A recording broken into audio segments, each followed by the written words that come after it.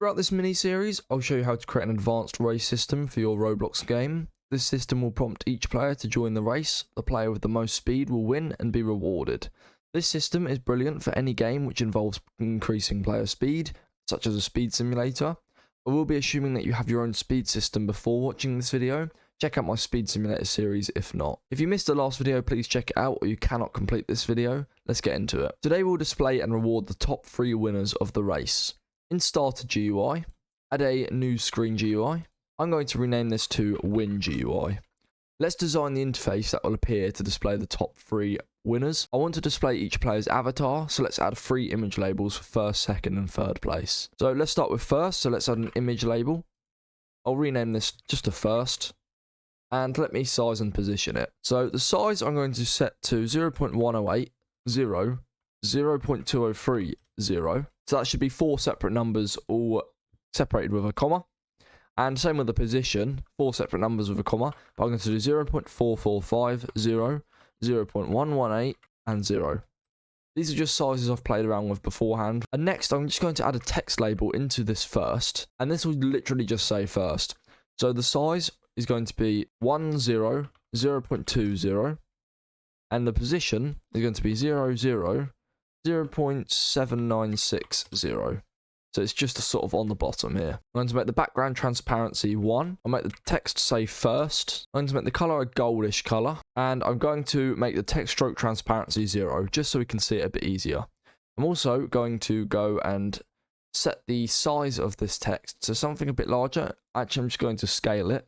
That's probably the easiest way. So if I just find text scaled, turn that on, and now the text is scaled up. Now I'm going to duplicate this and rename this duplicated image label to second. I'm going to change the size and position. So the new size will be 0.093, 0, 0.1740. Just so it's a little bit smaller because it's a tiny bit less significant. The position will be 0.339, 0, 0.084, 0. And I'll change the text to say second.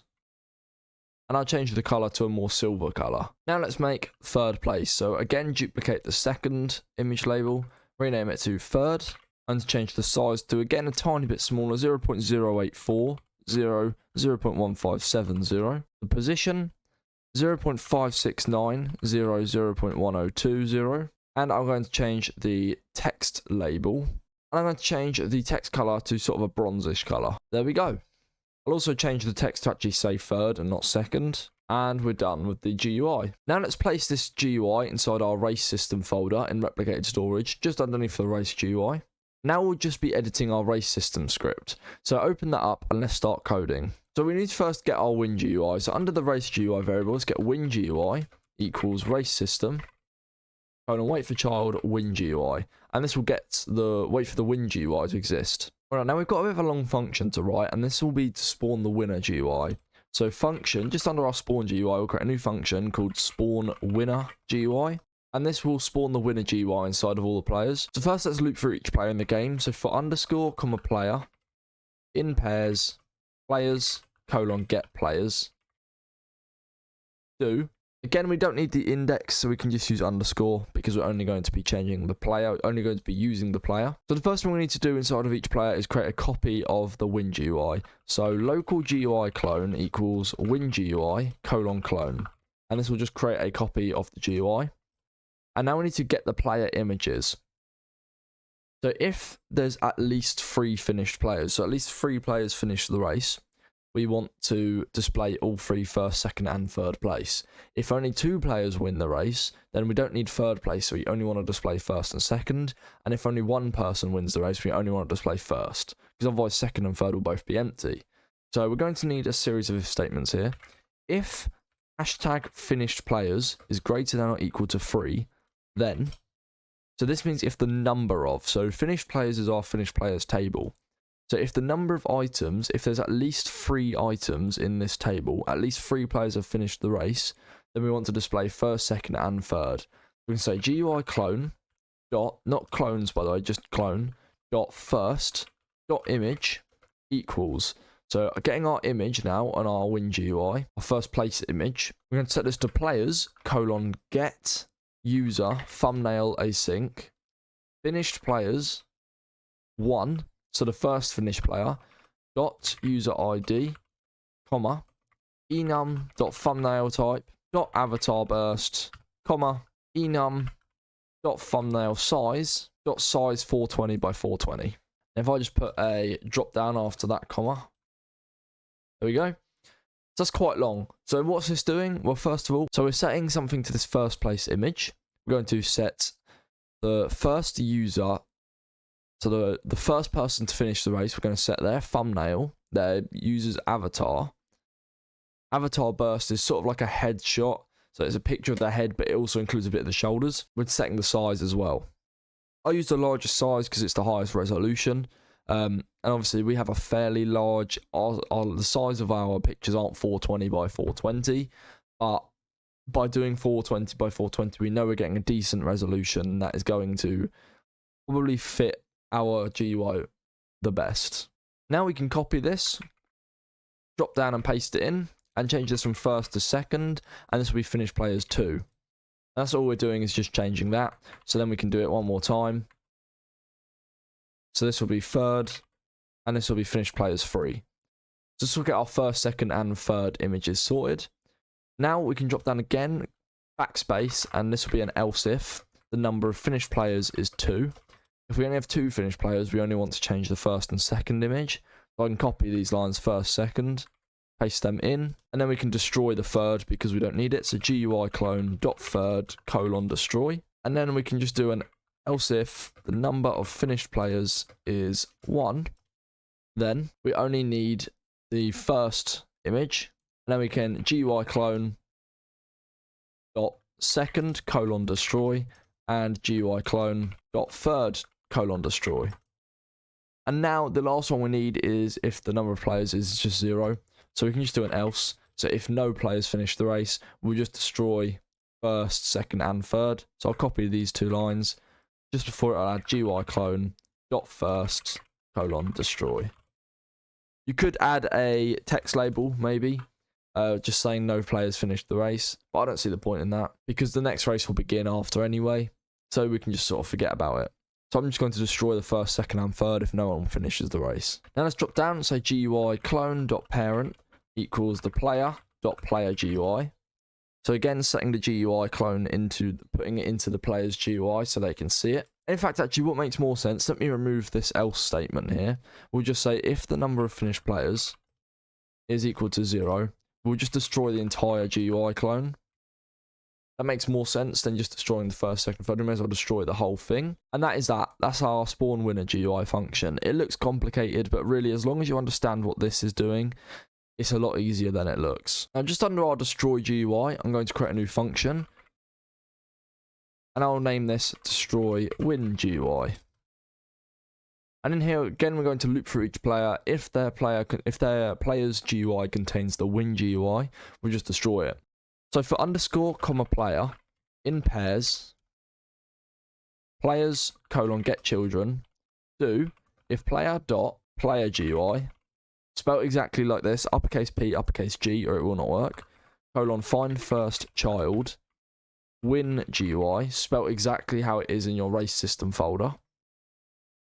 Then player dot player GUI dot win GUI, again spelled exactly how you spell it in here, colon destroy.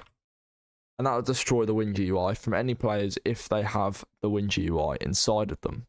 That's what the find first child does. It checks to see if it exists within the player's player GUI. If it doesn't, it won't call this code. Now inside of our finish race findable event function here, after we've put the race map back into server storage, we want to get the winners. So we can just call spawn winner GUI, and this will put the winner GUI inside every player. And now we need to reward the winners. So if the number of finished players is greater than or equal to 3, then we want to reward 3 players. So finished players 1, colon wait for child, leader stats. So we're going to wait for their leader stats to exist. So I'm rewarding the player's leader stats. More specifically, my leader stats script's messy. I'm going to give them gems. Obviously, if you have a different currency system, this is going to look different to you.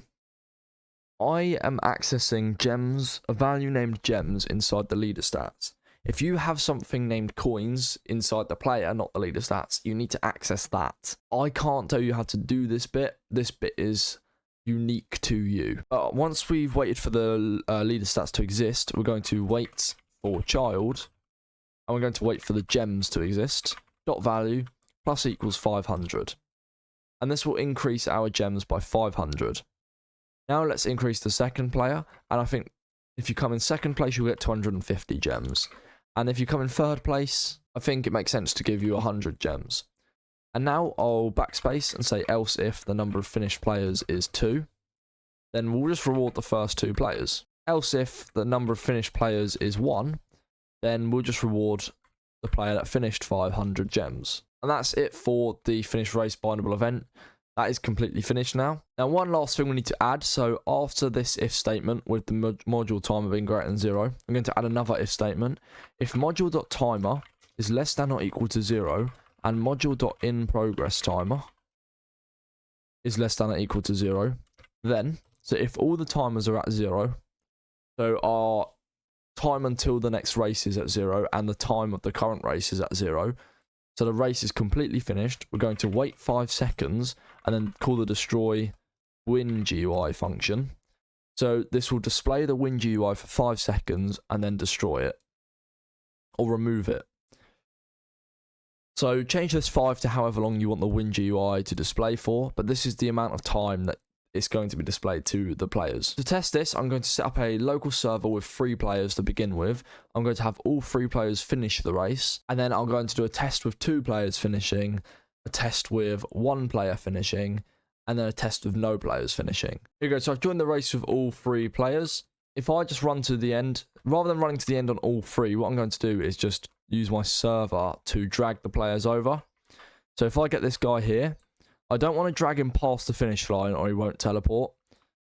I just want him to touch it. So if I put all the players just before the finish line, if you move them into the finish area, they won't teleport. I'm not sure if I accidentally moved him then or not. So I just want to put them all next to each other. So make sure you're doing this on the server and you can sort of drag the players to where you want them to be. Just here. Now if I walk, so the first player here, he crosses the line, he's first place. This guy crosses the line. Okay, so I did accidentally drag him into the finish area. So he's finished the race, but because I've dragged him into the finish area, he's not teleporting because I've basically moved him as he would have teleported. But this guy finishes as well. So don't worry about him. He has finished the race. Let's play close attention. We get the first, the second, the third. It doesn't. So the reason it doesn't show an image is because we are testing with players. These players here, these technically don't have avatars because they don't have real player IDs. They're just test players. So you won't get any images show. But we saw we got the 3 white boxes, which means that our winner GUI is displaying. And we can also see this guy got 500 gems. This guy got 200 and actually 100, I think. And this guy got the 250. Or it was 500, I can't remember, but we see all their gems have increased. I think this guy came last. He already had 100 gems to start with, I think. But we can see all the gems have increased correctly. So now I'm going to clean this up. And I'm just going to go to the Win GUI quickly and disable reset on spawn. That just means if the player dies, their GUI will still be showing. I'm now going to do a local server of 2 players. Just to show the gems a bit more clearly on this one as well, let's just pay attention. So the guy on the left's got 750 and the guy on the right's got 1,250. So I'm just going to run this one because I've got a good speed on both these players. Again, we are still going to have white boxes. We're not going to have actual player avatars because these are test players. But we should have only 2 race boxes, not 2 white boxes at the end, not 3. So I'll just run to the end. I'm going to avoid using the server because when I use the server, if I put them in the finish area, they don't teleport. Here goes. So this first one's nearly at the end. There we are. And he teleports back. And now let's test this one. Here we go. So this time only 2 players finished. So we should get a GUI. It will show for about 5 seconds. It will say first and second. 2 white boxes. There won't be an avatar. But when we test with 1 player, there will be. There we go, first and second. So we know that's working. Now let's just test with 1 player. So I don't need to do a local server for this one. I can just do test and play. And this time we will get a player because we're testing with your actual avatar. This person actually exists. This has an actual ID, an actual player ID. So there will be, your avatar will show up. That's how you can test the avatars. If you want to test it with 2 or 3, then you will need to play this game with some of your friends in the actual Roblox player. Here we go. So get to the end quickly, teleport back. I'm pretty quick on this one. And now it still says race ending in. You can optionally choose to have this removed. You can destroy this.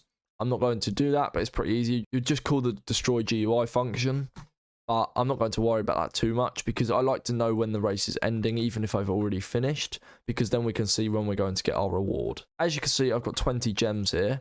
I should go up to 520 gems once this is done, and my actual player avatar should appear. Should say first, and there should be no other white boxes. And as you can see here, if I die, because we've disabled the reset on spawn, the GUI is still there. I do get an error, but that's not related to this. That's related to my actual speed simulator. Just some code that I've written wrong. So don't worry about that. There we go. First place, and it shows my avatar. And I also get the 500 gems, and it disappears. That's it. Now let's just test it one more time with no players finishing the race. So I'm going to join the race, but not finish it. And this time, I'm just going to wait here behind the start line. I don't want to touch the finish area at all. Here we go. So we've got 3, 2, 1, and we die. You can add some code just to teleport the players back. Not too worried about that. But more importantly, none of the win GUI shows up. So that is good. So that's it. We know it works. In the next video, we'll create a game loop. This will start another race automatically some amount of time after the previous one. We're very close to the finishing product now, as you can probably tell. The next video will be out 4 days after this one, so make sure you subscribe and turn notifications on so you never miss an upload. Please consider joining our Discord server. The link is in the description, where we're trying to build a community of future developers. You can ask for programming help others, or just chat there too. Thanks for watching, and goodbye.